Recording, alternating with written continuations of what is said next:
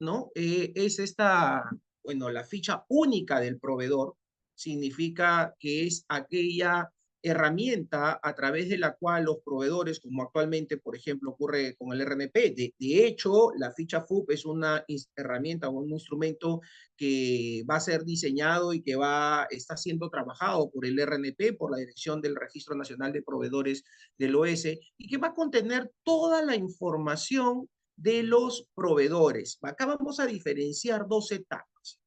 Una primera que consta en cuál es el contenido de esta información. Y básicamente es el contenido, toda la información que proporciona y que los proveedores están obligados a proporcionar al OCE o al, corcho ahora el OS, ¿no? Que están, por ejemplo, toda la data de la personalidad jurídica de la empresa, contratos, ¿no es cierto?, prestaciones que ha ejecutado, constancias, etcétera. Todo aquello que incluso es materia, para el caso de obras, consultoría de obras, que es materia de evaluación previa para poder obtener el RNP, todo ello va a formar parte de la ficha FUP. Recordemos que la norma, dentro de los objetivos de la norma, está orientada, y así lo menciona en el reglamento, por eso es que es tan importante este tema, está pasando por agua tibia, es que la norma ha considerado que a partir de la implementación de la ficha FUP, ya las entidades no deberían solicitar a los participantes de un procedimiento de selección aquella información que ya obra en la ficha FUP, cosa que sí pasa ahora. Ahora, por ejemplo, nosotros somos proveedores del Estado, tenemos nuestro RNP, hay información que hemos declarado o que al menos hemos acreditado ya ante el RNP, ¿no? Para, por ejemplo, en el caso de obras, obtener nuestra categoría o en el caso de consultorías, la especialidad, ¿no es cierto? Sin embargo, igual durante la participación de un proveedor en el desarrollo de un procedimiento de selección, igual tenemos que acreditar pues la experiencia, tenemos que volver a presentar toda esta información que probablemente en su momento lo hemos acreditado ya ante el OS para poder obtener una categoría o la capacidad libre de contratación. Entonces, la idea es que ya esta información no sea requerida a los participantes de los procedimientos de selección, ¿no? Entonces, obviamente, para estos efectos, la dirección del RNP va a tener que emitir algunos lineamientos, algunas directivas de cómo es que va a funcionar esta ficha, qué información los proveedores vamos a estar obligados a registrar. Es probable, no sabemos, ¿no? No sabemos todavía cómo va a ser una ficha que va a validar la información que obre en ella y que ya las entidades no las van a poder requerir. A mí me queda, por ejemplo, una primera pregunta. ¿Qué va a pasar con la inscripción en el RNP en el caso de bienes y servicios? Actualmente la inscripción es automática. Basta que uno llene un formulario, paga la tasa, llena el formulario y la inscripción es automática, ¿no? A diferencia de lo que pasa con consultorías de obras y ejecución de obras. Entonces, ¿qué va a pasar en el caso de bienes y servicios? Ahora sí vamos a tener que presentar información complementaria para digamos, las nuevas inscripciones en el RNP y va a ser sujeto a esa evaluación, ¿no? Considerando que esa información va a constar en la ficha FUP y que va a ser de obligatorio uso por parte de las entidades.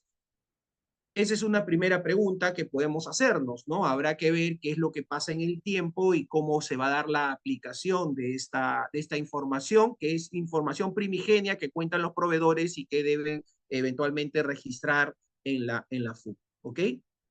Luego, una vez que ya estemos registrados, en efecto decía el artículo 31 de la ley que regula la FUP, ¿no? Dice que va a ser un mecanismo centralizado para la información de los proveedores que incluye datos generales y los impedimentos que puedan afectar. Por eso decía, en principio hay que dividirlo en dos, la FUP.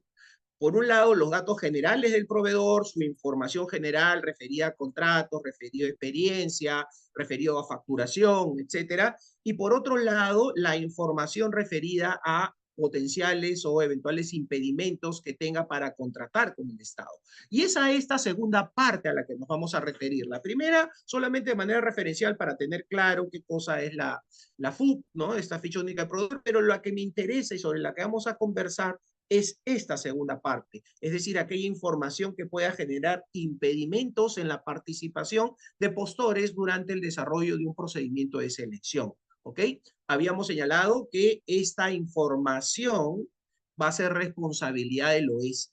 Y la pregunta es, ¿Y cómo el OS va a hacer para poder incorporar la información vinculada a impedimentos? Recordemos que los impedimentos, en el artículo 30, pues hay de distintos tipos, tipo A, B, C, D, ¿no? O sea, hay los vinculados a la información de funcionarios, que son determinados funcionarios que están impedidos. Luego hay otro grupo de impedimentos que están vinculados a los familiares de esos funcionarios y la determinación de la oportunidad y el tiempo y el ámbito espacial en el que están impedidos estos familiares del primer grupo, de los funcionarios. Tenemos un tercer grupo que está vinculado a las personas jurídicas vinculadas a las personas establecidas tanto en el grupo 1 como en el grupo 2, es decir, a los funcionarios como a sus familiares. Y finalmente tenemos un cuarto grupo que está relacionado a los registros de sanciones, ya sea de naturaleza administrativa, civil o de otro tipo, ¿no? Entonces, lo que va a tener que hacer el OS es obtener toda la información vinculada a estos tres grupos de impedimentos para poder consignarlos en la FUP. La pregunta es, ¿cómo lo va a hacer? Si supuestamente la FUP sirve para unificar y simplificar la información relevante de los proveedores. La norma habla de la famosa interoperabilidad, ¿no? ¿Y qué es esta interoperabilidad? No es otra cosa que el RNP va a tener que desarrollar determinadas herramientas para que pueda interactuar con las herramientas y los sistemas de otras entidades que van a permitir poder obtener esa información. Llámese Contraloría General de la República, a través de la declaración jurada de intereses, donde está, por ejemplo, toda la información vinculada a las personas, con RENIEC eventualmente, con SUNAR, ¿no? La Superintendencia Nacional de Registros Públicos, a efectos de obtener información actualizada de, por ejemplo, quiénes son los mandatarios, apoderados, accionistas o representantes legales de las empresas, ¿correcto? Por ejemplo, con el servicio civil, ¿no? Con Servir, para efectos de poder obtener también el régimen de sanciones administrativas a funcionarios, va a tener que hacer de repente también coordinaciones con la PCM o con alguna otra institución para obtener, por ejemplo, el listado de funcionarios públicos que forman parte del impedimento dentro de las casi 3.000 entidades a nivel nacional, ¿no? No es poca cosa, ¿no? Que pareciera que eso es lo más fácil, pero no es tan sencillo porque ahí tenemos un problema adicional. Yo puedo obtener la información de las casi 3.000 entidades, digamos, que se encuentre un mecanismo idóneo para obtener la información de las casi 3.000 entidades para saber quiénes son los funcionarios y quiénes podrían estar impedidos. El tema es que esa información tiene que actualizarse permanentemente. Todos sabemos que en el Estado no es que las personas permanezcan pues toda la vida, ¿no? Ingresan y ya se quedan ahí en el puesto, ¿no? Hay una rotación constante tanto en puestos o en entidades, ¿no? Funcionarios que van rotando de una entidad a otra, funcionarios que van escalando de posiciones, ¿no? Otros que salen, otros que entran. Entonces, no es una información estática, sino es una información dinámica. Y la pregunta va a ser, ¿cada qué tiempo se va a actualizar esa información? Y ello lo señalo porque, decíamos, la norma establece responsabilidad al OS, le dice, oye, en caso de inconsistencia de la información contenida en la FUP, tú eres responsable. O sea, si yo entidad hago una verificación y veo que Juan Pérez no está impedido, pero resulta que él ya ingresó y ya se le ha generado un impedimento y esa información no está actualizada de manera literal, según lo que dice la norma, por lo menos hasta ahora, porque entiendo que van a haber modificaciones, precisiones, cambios, lineamientos, pero por lo menos hasta ahora el OS es responsable. Entonces, ¿cómo hace responsable el OS de obtener una información activa si además tendrías que tener un sistema desarrollado para actualizar, con que se actualice de manera permanente esa información?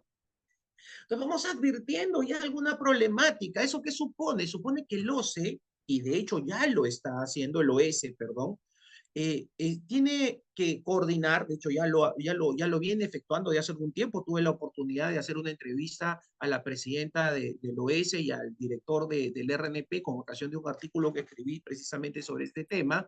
Y ya ellos vienen coordinando de hace algún tiempo, desde que salió la norma y que se verificó esta obligación, vienen coordinando con las distintas entidades para ver cómo es la manera más idónea de poder implementar esta interoperabilidad. Y claro, y la respuesta salta a la vista sin necesidad de preguntarles, probablemente, pero que en todo caso la entrevista permite confirmar mucha data, es que oye, estas entidades no es que tengan la información preparada, ya toma OSE, llévatela, OS, llévatela, ¿no? Acá está, ¿no? Yo te la voy pasando.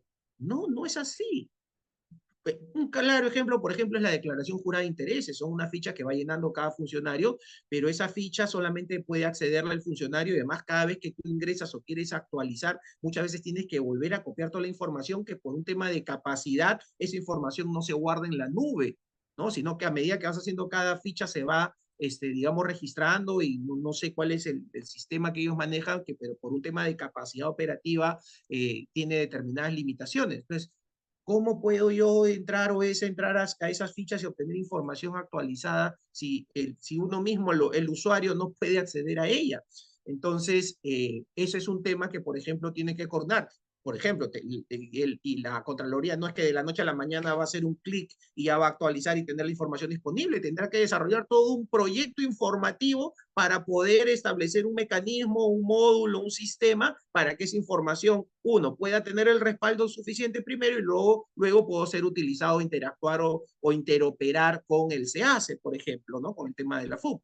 Igual con el tema de RENIEC, eventualmente, o igual con el tema de SUNAR, donde se agrava más la cosa, porque en el caso de SUNAR, recordemos que ellos tienen ingresos directamente recaudados y la información vinculada a vigencias de poderes, copias literales, o sea, la información registrada, ¿no es cierto?, de las empresas, tiene un costo, que es el costo del cual muchas de las unidades operativas o regionales de SUNAR viven, ¿no? Es un ingreso directamente, constituye ingresos directamente recaudados que son sustanciales. Entonces, la pregunta es, oye, ¿va a querer SUNAR brindar esa información gratuita cuando ellos de eso de alguna manera subsisten? Entonces, ahí hay un problema que tendrá que ver si el Estado va a subsidiar eso, va a haber una transferencia de recursos, ¿cómo se va a hacer? ¿No? Entonces es una problemática real, ¿no? Que ha generado esta ley con esta definición, que si bien la idea es bastante interesante y a eso deberíamos apuntar, tiene una serie de detalles en la operatividad o en la puesta en práctica que aparentemente no se han mirado, ¿no? Conservar igual, ¿no? El tema del registro de funcionarios que han sido sancionados, eso parece que ya está muy encaminado, parece muy fácil, pero igual para poder exportar la data tiene que hacerse algunos desarrollos. Ahora, estas entidades con las cuales el OS va a tener que probablemente suscribir convenios, interactuar, ¿no? Suscribir una serie de lineamientos para poder obtener la información, definir procedimientos, etcétera. ¿Están preparados para eso? O sea, ¿lo tienen previsto en sus planes operativos, en sus planes estratégicos? No, probablemente no, y van a tener que incluso, si Dios quiere, en el mejor de los casos, para el próximo desarrollar o plantear esta problemática y pedir el presupuesto necesario, incorporar dentro de su presupuesto para el desarrollo y actualización de estos sistemas que van a tener que implementarse o adecuarse para poder lograr ello. ¿No? Y eso pasará pues porque empiecen a efectuarse a partir del próximo año o del subsiguiente, qué sé yo. Entonces, no es un tema de que se va a implementar de manera inmediata, sino es un tema de larga data. Incluso porque no es que el OS pues simplemente él va a manejar la información o va a tener la información con una varita mágica, sino que tiene que interactuar con otras entidades, que va a depender mucho también de la capacidad de respuesta de esas entidades y de la disposición política también que se tenga para colaborar con ello, ¿no? Entonces es un tema bastante complejo, como lo podemos ir visualizando, por eso decía, menuda responsabilidad y obligación que le han trasladado al OS, ¿no? Sobre todo al hacerlo responsable de la inconsistencia de la información cuando esa información no depende de ellos. Ahora, claro, la limitación, y está también en las disposiciones complementarias y finales, que esto se va a realizar de manera progresiva, no es inmediato, que se va incorporando poco a poco en la ficha FUP y además el OCE va a ser responsable obviamente de la responsabilidad de la información que le proporciona. No puede hacerse responsable de información que no le es proporcionada o si le es mal proporcionada, obviamente. Lo que tiene que hacer el OCE será responsable es de que la información que le proporciona sea procesada de manera idónea, adecuada y sea comunicada de manera también idónea y adecuada, pero no puede hacerse pues responsable de ninguna manera de data que él no maneja, que él no genera, que él no construye y que le es proporcionada por terceros, ¿no? Entonces, esos aspectos también hay que tenerlos claros, ¿no? Para tener una visualización respecto de lo que es precisamente esta ficha FUP, ¿ok? Y el artículo 32, por ejemplo, en ese sentido, el artículo 32 de la ley, ¿qué es lo que nos dice, no? Nos dice eh, que la verificación de los impedimentos, entrando ya un poco al análisis de la verificación de los impedimentos, ya hemos visto lo que es la FUP y las obligaciones atribuidas al OEC, al OS, perdón, y que ellos como entidad van a ser responsables de gestionar toda esta información, que ya han empezado a gestionar esta información. Hay data que ya a partir, según lo que me informaron, a partir de fin de año probablemente ya se tenga alguna data importante, pero digamos, todavía la data principal y las acciones de verificación de impedimentos principales todavía va a tardar un poco más. ¿No? Eso va a tardar un poco más porque les he explicado, supone pues coordinación, interacción y disposición también de las entidades que entiendo han mostrado a partir de los primeros acercamientos, coordinaciones que han hecho, están muy interesados en coordinar, lo cual se felicita, ¿no? Todas estas entidades que de alguna u otra manera van a tener alguna vinculación o responsabilidad en la proporción de información. Y me olvidaba de un actor importante también, que es el Poder Judicial, porque dentro de los impedimentos está también las personas que tengan sanción vigente, ¿no? Digamos sentencia vigente, y ahí, por ejemplo, se advertía una situación muy peculiar, y es que ¿desde cuándo contabilizas tú que tengas una pena, una sentencia vigente ejecutándose, ¿no? Que es el periodo por el cual vas a estar impedido?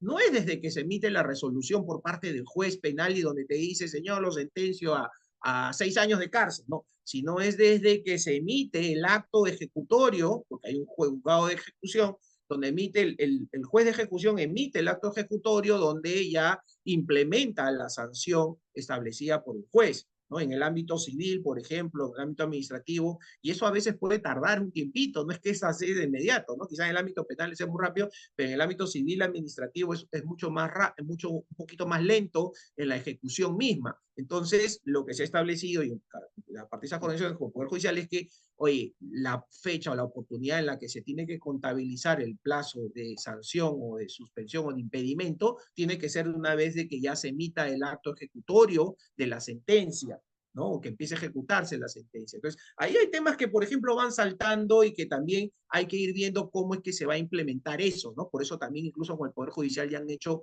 algunos acercamientos, coordinaciones, para ver también cómo es que se va a proporcionar esa información. Ahora bien, el artículo 32, de otro lado, se enfoca más en el proceso mediante el cual ya las entidades contratantes van a verificar esta información de la FUP, ¿no? Van a verificar que los proveedores no estén impedidos para contratar.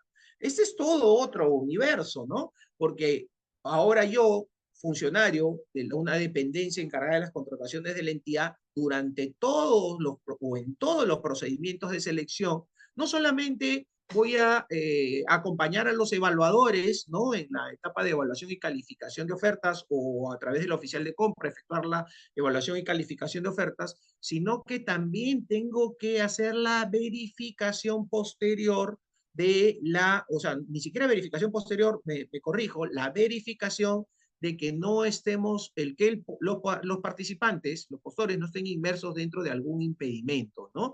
A partir de la información contenida en la FUP. Es decir, se tiene que hacer, contrastar la información de que, oye, esta persona precisamente no tenga familiares en dicha entidad. No es que al toque la FUP me va a arrojar allá impedimento, impedimento, no una alerta, no, sino que el funcionario va a tener que estar preparado para saber utilizar la información de la FUP y poder contrastar. Oye, por ejemplo, esta empresa, RUP tal, ya, a ver, ¿quiénes son en la ficha FUP sale quiénes son sus directores, por ejemplo, o sus socios, ¿no? Y ahí me va a salir, ya. Esas personas, a ver, las tengo que contrastar con la información que me puede haber mandado de repente SUNAR para ver si están en otras empresas, cuáles son otras empresas vinculadas. Y a la vez tengo que contrastarla probablemente con la información que me haya mandado de repente la PCM para contrastar a ver si alguno de ellos son funcionarios públicos y que tengan algún tipo de impedimento, ¿no? ¿Y quiénes son sus familiares? O sea, ¿se dan cuenta?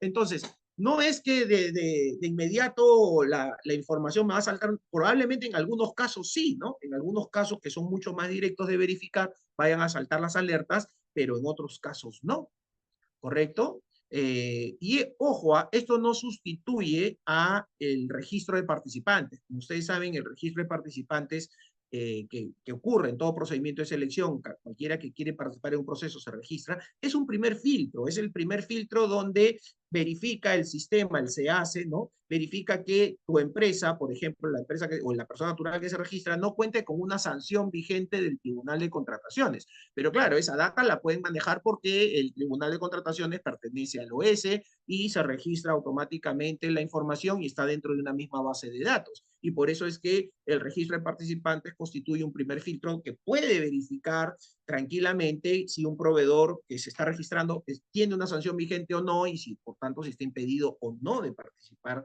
en un procedimiento de selección. Pero ese es un primer filtro, eso no va, digamos, no difiere de la obligación que ahora va a surgir para la DEC de hacer la verificación de impedimentos a partir de la FUC, ¿ok? Y lo que establece la norma es que la autoridad para la gestión administrativa, en todos los casos, va a tener que emitir los lineamientos instructivos, directrices, ¿no es cierto?, para que se pueda hacer esta verificación. Porque como yo les había dicho, o sea, ya la información, digamos, en el mejor de los casos está, que ya sabemos que es bien difícil y que eso va a tomar mucho tiempo para que esté, digamos, en el supuesto de acá a unos 5 años, que la información esté ahí, lo que va a pasar es que también yo tengo que establecer ciertos lineamientos y límites y parámetros para hacer esa verificación. Si no, lo que va a pasar en la práctica es que el proceso se va a ver afectado, el procedimiento de selección se va a ver afectado porque estamos en un proceso de verificación que puede tardar semanas, ¿no? Entonces, esa tampoco no es la idea tampoco es entorpecer el desarrollo de los procedimientos de selección, ¿no? Por eso es que es tan interesante y tan importante ver qué tipo de herramientas y qué tipo de desarrollos tecnológicos se van a desarrollar próximamente, el próximo año, no sabe yo cuándo, pero que permita, pues, cuando hablan de interoperabilidad es que se obtenga esa información, se haga un match, minería de datos y puedan arrojar las alertas necesarias para que sobre la base de ello, en todo caso, la dependencia encargada de las contrataciones puede hacer las constataciones y verificaciones del caso, ¿no? Porque si no, imagínense ponerse igual a buscar todas las bases de datos, pues eso va a ser de nunca acabar, ¿no? Y creo que esa tampoco es la idea de generar más reprocesos durante el procedimiento de selección, que ya bastantes lentos en muchos casos están en algunas entidades. Ya sabemos que las entidades también no necesariamente abunda el personal que trabaja en la DEC, que tiene que estar certificado, y ahora se le atribuye esta otra función obligatoria, que además es bastante compleja o puede resultar bastante compleja, entonces pues, pucha, todas las entidades van a tener que contratar gente para que se dedique a esto exclusivamente. Y esa tampoco es la idea, ¿no? Por eso es tan importante las herramientas informáticas, la definición clara de qué tipo de información es la que se va a obtener, cómo se va a procesar, cómo se va a mostrar para que pueda ser utilizada de manera eficiente por las entidades, ¿no? Esto es básico y fundamental. Entonces, por eso es que está pasando por alto, les decía, nada, no he escuchado en todos los eventos que asisto sobre la ley de contrataciones, se pasan de largo este punto, pero es un tema bastante interesante que va a tener bastante impacto en el desarrollo de los procedimientos de selección, o que puede tener un impacto, puede ser positivo como también puede ser negativo, ¿no? En el temas de tiempo, en el desarrollo de los procedimientos de selección, y por ello la trascendencia de hacer un análisis pormenorizado y detallado de esta situación, ¿ok? Entonces, a cargo de las DEC va a estar la responsabilidad de hacer esta verificación, ¿no? Para ello les decía, se establece la necesidad de comprobar estos impedimentos, asegurando que las contrataciones se realicen con personas y empresas legalmente habilitadas, y para ello se le traslada esa responsabilidad, decía, a la autoridad de la gestión administrativa que tendrá pues que emitir los lineamientos. Ahora, la norma dice que la autoridad de la gestión administrativa es la que va a emitir los lineamientos, es decir, como está ahorita la norma, queda el libre albedrío y discreción de las máximas autoridades administrativas para poder establecer sus propios lineamientos, ¿no? No hay un parámetro claro ni definido. Imagino que más adelante probablemente la DGA, la Dirección General de Abastecimiento, que es el órgano rector del sistema de abastecimiento dentro del cual está inmersa la contratación pública,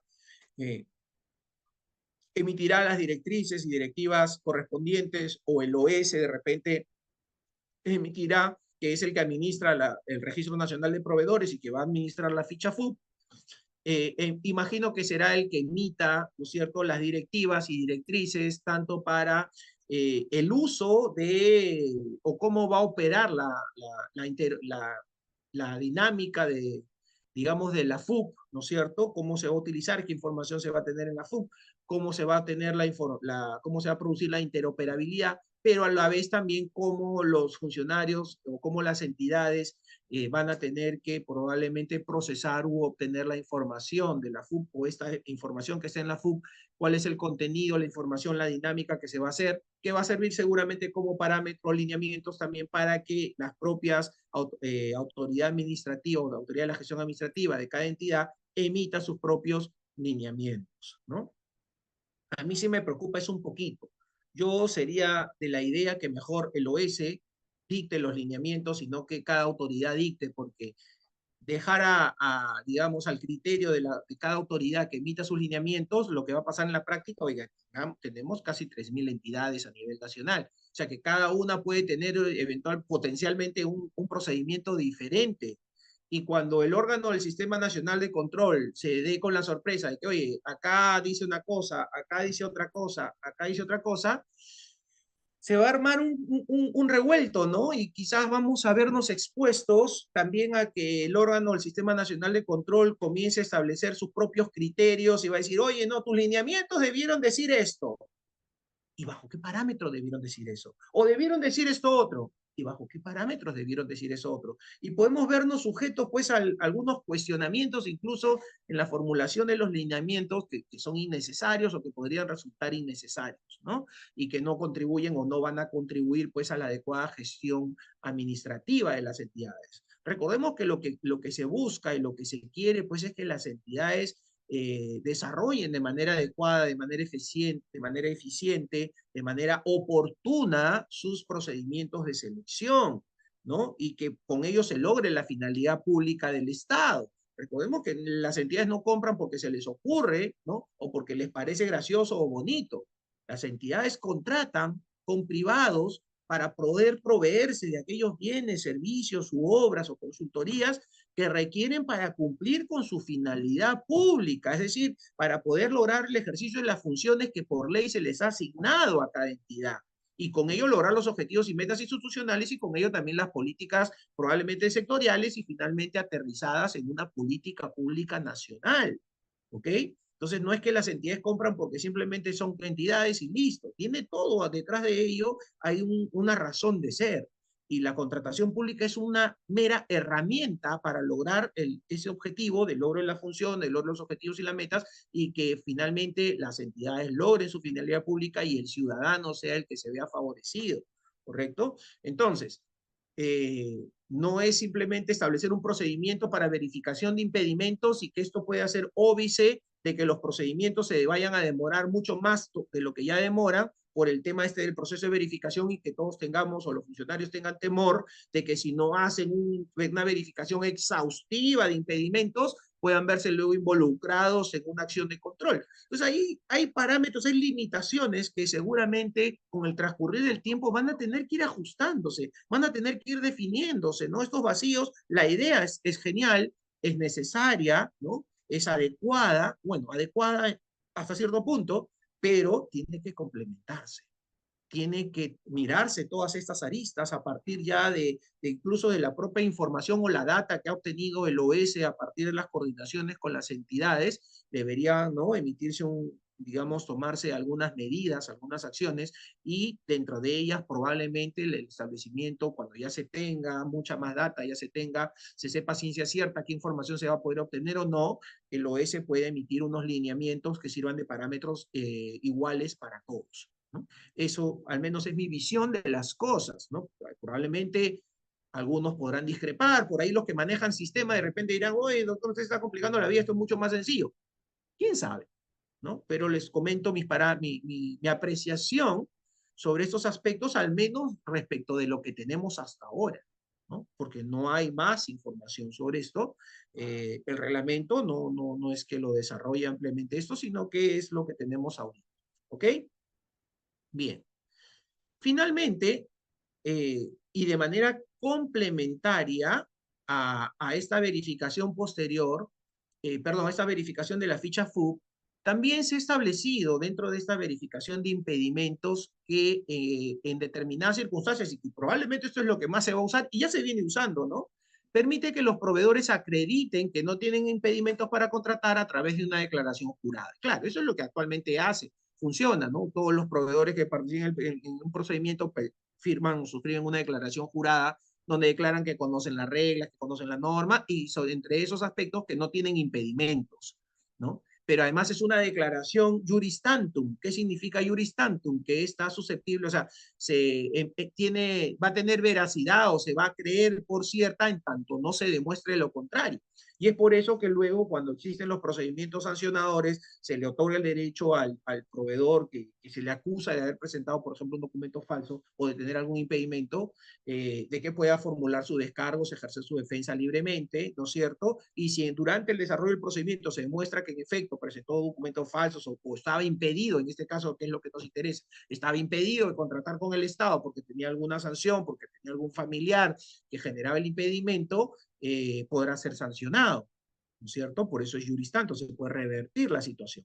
Entonces, esta declaración jurada, ¿no? Que se basa en la presunción de veracidad, va a tener o va a continuar efectuándose para muchos casos. O sea, vamos a tener información de la FUB, pero a la vez aquella información que no esté contenida en la FUB relacionada también a impedimentos contenidos en el artículo 30 de la ley, se van a tener que verificar o en todo caso mediante una declaración jurada por parte de los participantes que declaran pues no tener impedimentos o aquellos impedimentos que no han podido ser verificados, ¿no? Como les decía, lo que va a suceder en la práctica es que como estas disposiciones son de naturaleza transitoria y se van a aplicar de manera paulatina y progresiva en el tiempo, como hemos venido señalando, va a seguir funcionando quizás en mayor medida esta declaración jurada, ¿no? Y a medida que se vayan implementando algunas herramientas o se pueda tener información de manera coordinada con algunas entidades, pues esa información ya no será objeto de declaración jurada, sino será objeto de verificación, ¿ok?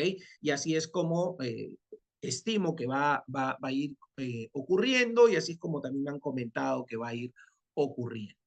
¿Ok? Entonces, nos vemos inmersos entonces dentro de esta nueva Ley General de Contrataciones del Estado, que contiene pues una serie de procedimientos de selección nuevo, de cambios muy importantes en la etapa de actuaciones preparatorias, como por ejemplo el tema de la segmentación, el tema del desarrollo de la estrategia de compra, la misma interacción con el mercado, etcétera.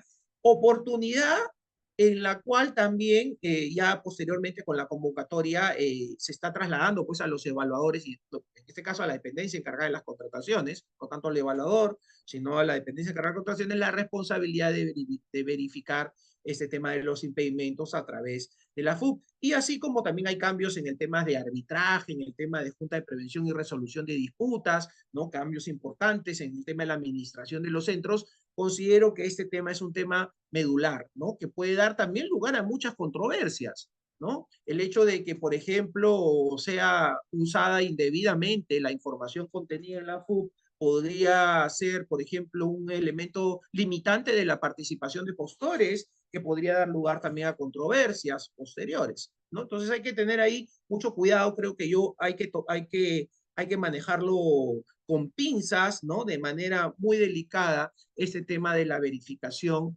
de los impedimentos a partir de la información que pueda proporcionar, en este caso, el OS, a quien se le ha trasladado la responsabilidad de la gestión de esta información y de lo que pueda obtener a partir de lo que las entidades le puedan proporcionar o le puedan brindar de manera progresiva.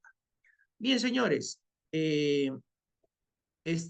considero importante haber compartido con ustedes esta información. Espero que les haya sido provechosa, que a partir de ello, digamos, puedan sacar sus propias conclusiones o pueda generarles por lo menos el interés de poder ahondar un poco más en el análisis de esta situación, ¿no? Que se va a generar de manera progresiva en los próximos años, porque es un tema progresivo, como es el manejo de la FUB, la ficha única del proveedor y la verificación de impedimentos que va a tener que efectuar las entidades a partir de esta ficha.